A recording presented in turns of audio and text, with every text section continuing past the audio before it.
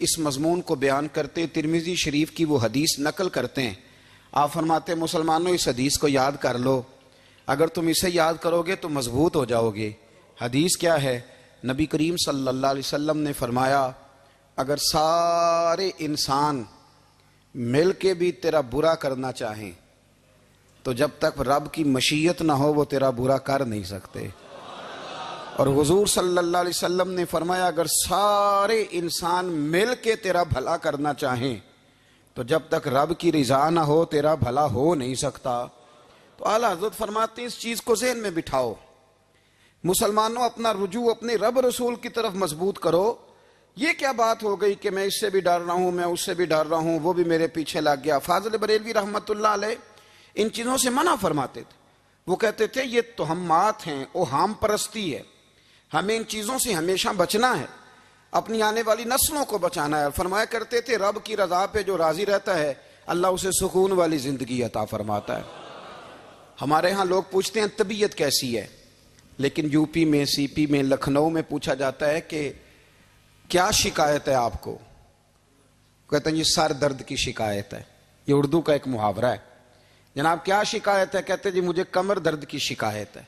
پھر پوچھنے والے پوچھتے ہیں کہ جناب اس شکایت کا کیا بنا؟ تو صدر الشریعہ مولانا امجد علی صاحب اعظمی رحمۃ اللہ علیہ فرماتے ہیں اعلیٰ حضرت کو بخار تھا تو میں حاضر ہوا تو میں نے کہا حضور شکایت کا کیا بنا؟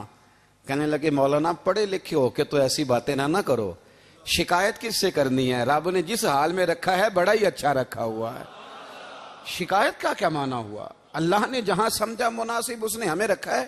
شکایت کیا ہوتی ہے؟ مجھے کسی سے شکایت نہیں. فرمایا کرتے تھے الحمدللہ مجھے سر درد بھی ہوتا ہے اور بخار بھی ہوتا ہے اور میں بڑا خوش ہوں. یہ وہ والی بیماریاں ہیں، یہ وہ امراض ہیں جو نبیوں کے قدم بھی چومنے آیا کرتے تھے.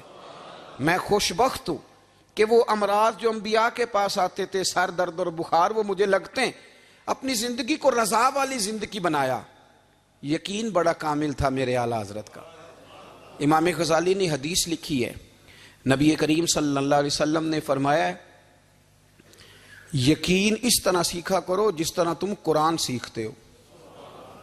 آج میرے دور کا سب سے بڑا مسئلہ یقین کی کمزوری ہے.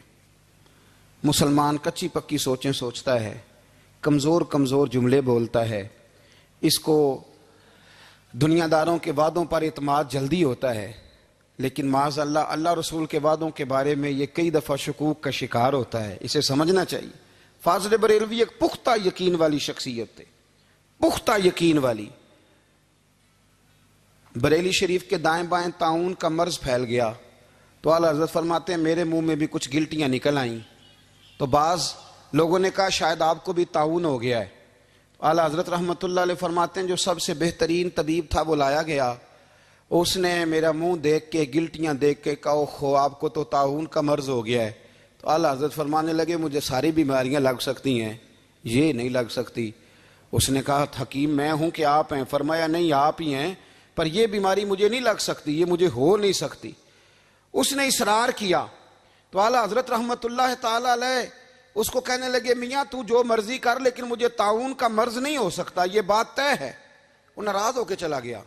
اب طاعون کی جو گلٹیاں ہوتی تھی نا وہ بڑے بڑے مہینوں نہیں جاتی تھیں، تکلیف رہتی تھی. اعلیٰ حضرت کہتے ہیں میں نے اسی رات نا تھوڑی سی کالی مرچوں کا سفوف بنایا اور مسواک میں رکھ کے جب منہ کے اندر چھڑکا تو تھوڑا سا خون نکلا اور میرا منہ بالکل ٹھیک ہو گیا. سویرے میں نے کہا بلاؤ نا اپنے حکیم کو جو کہتا تھا طاعون ہو گیا ہے. تو لوگ کہنے لگے حضور آپ کو ویسے کیسے پتا تھا طاعون نہیں ہے؟ فرمانے لگے پتہ اس طرح تھا کہ اللہ کے رسول صلی اللہ علیہ وسلم نے ایک دعا ارشاد فرمائی ہے. فرمایا کسی مریض کو دیکھ کے پڑھ لو الحمدللہ الذی مما ابتلاک بہ وفضلنی علی کثیر ممن خلق تفضیلا. حضور نے فرمایا کسی بیمار کو دیکھ کے، مصیبت والے کو دیکھ کے یہ دعا پڑھو تم اس مصیبت میں شکار نہیں ہوں گے. فرمانے لگے میں نے طاعون کے مریض کو دیکھ کے دعا پڑھ لی تھی. تارے ٹوٹ سکتے ہیں، چاند گر سکتا ہے، سورج اپنی جگہ چھوڑ سکتا ہے، پر مدینے والے محبوب کی بات غلط نہیں ہو سکتی.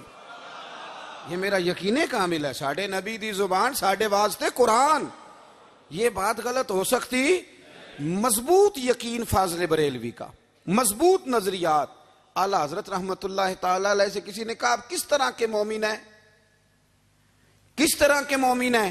تو اعلیٰ حضرت فرمانے لگے میرا دل چیرو، اس کو کھولو، ایک طرف لا الہ الا اللہ لکھا ہوگا، دوسری جانب محمد رسول اللہ لکھا ہوگا، کھول کے دیکھ لو۔ ایک تو یقین کی پھر دوسری بات،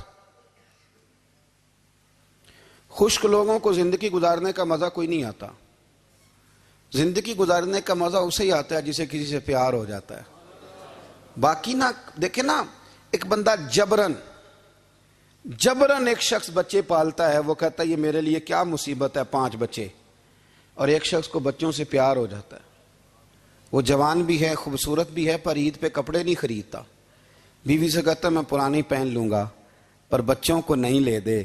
اور بھائی تیری خواہشیں مر گئی ہیں، تیری خوبصورتیوں کی طرف جانے کی آرزویں ختم ہو گئی، تو کہنے لگا سارا کچھ ہے پر بچوں سے پیار جو ہو گیا ہے۔ اعلیٰ حضرت رحمت اللہ علیہ بہت بڑے فلسفی تھے، منطقی تھے، بہت بڑے سائنسدان تھے۔ یہاں بڑا سنجیدہ اجتماع ہے، میں بڑی خاص بات کرنے لگا ہوں۔ سارے سائنسدان کہتے ہیں زمین گھومتی ہے، اعلیٰ حضرت نے اتنی موٹی کتاب لکھی ہے زمین ساکن ہے۔ فرماتے تھے ہم جیسے مرضی سائنسدان کہیں گے آپ نے دلائل دی ہیں۔ آپ فرماتے ہیں جب نبی کریم علیہ السلام کی حدیث مسلم شریف میں موجود ہے کہ جب اللہ نے زمین کو پیدا کیا زمین کانپنے لگی تو اللہ نے پہاڑوں کو میخیں بنا کے قلعے بنا کے اندر لگا دیا تو زمین ٹھہر گئی۔ فرمانے لگے جب مصطفیٰ کریم نے کہہ دیا ٹھہر گئی ہے تو سارے سائنسدان بھی کہیں تو ہم ماننے کو تیار نہیں کہ گھومتی ہے۔ انہوں نے دلائل دیے۔ وہ ہمیں نہ روز کہہ دیتا ہے ڈاکٹر آپ کی طبیعت خراب ہے، کھانسی ہے، گھر میں کسی اور کو تو نہیں؟ ہاں جی ہے جی۔ وہ کہتے اسی کی وجہ سے ہو گئی ہے۔ او خدا کے بندے، نبی کریم علیہ السلام نے فرمایا بیماری متعدی نہیں ہوتی، ایک سے دوسرے کو نہیں لگتی۔ اور بڑے سادے انداز میں مسلم کی حدیث ہے، ایک صحابی نے کہا یا رسول اللہ میرے اونٹ کو اس اونٹ سے خارش پڑ گئی ہے، تو اللہ کے رسول فرمانے لگے تیرے اونٹ کو تو اس سے پڑیا تو اس کو کہاں سے پڑی تھی؟ کہنے لگا جی وہ تو قدرتی معاملہ ہے، تو حضور فرمانے لگے یہ بھی قدرتی معاملہ ہے۔ اب ہمیں جو مرضی، اعلیٰ حضرت کے زمانے میں لوگوں نے کہا کشش ثقل ہے، زمین اپنی طرف چیزوں کو کھینچتی ہے، دلیل کیا ہے؟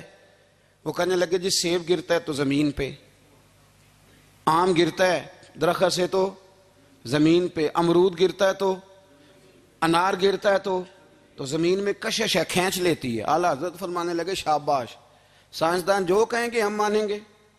فرمانے لگے زمین نے آدھا کلو کا سیب کھینچ لیا ہے، 1.5 پاؤ کا انار کھینچ لیا ہے، پر ہم نے غبارے میں 1.5 چھٹانگ ہوا بھر دیا، وہ تو زمین سے کھینچا نہیں گیا۔ یہ کس قسم کی کش سے ثقل ہے؟ یہ ابھی 2 سال پہلے ڈاکٹر عبد القدیر خان کا مضمون چھپا تھا روزنامہ جنگ میں۔ وہ کہتا ہے مجھے وہ مولوی چاہیے تھا جس کے پاس قرآن حدیث بھی ہو اور سائنس کے علوم بھی ہوں۔ کہتا میں نے زمانے کے دروازے کھٹکھٹائے، پھر میں پہنچا بریلی کے امام کے پاس، اور کہتا ہے وہاں جا کے نہ میں ٹھہر گیا ہوں، اس لیے کہ مجھے قرآن و سنت کا نور بھی ملا ہے اور مجھے سائنس کے رموز بھی ملے ہیں۔